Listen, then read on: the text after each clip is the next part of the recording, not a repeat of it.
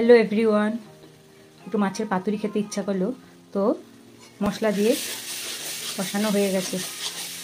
মশলাটা দেখো, এখানে মাছগুলো ভেজে নিয়েছি। এবার মশলাটাও কষানো হয়ে গেছে। এবার পরিমাণ মতো অল্প করে জল দেবো। পাতুরি করবো তো বেশি জল দেবো না।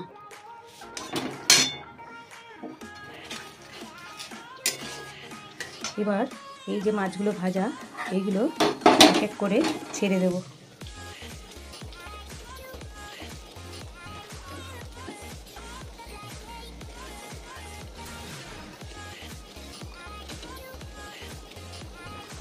একদম মাছটা গায়ে গায়ে হবে, তার জন্য ঝোল দিলাম না।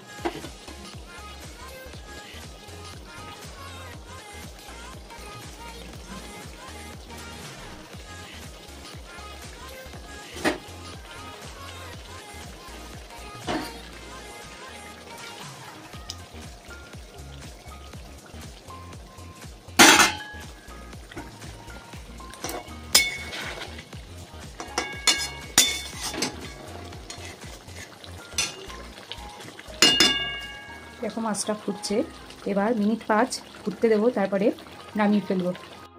মাছটা দেখো ফুটছে সুন্দর, এবার নামিয়ে নেব। মাছটা হয়ে গেছে, বেড়ে ফেলেছি দেখো।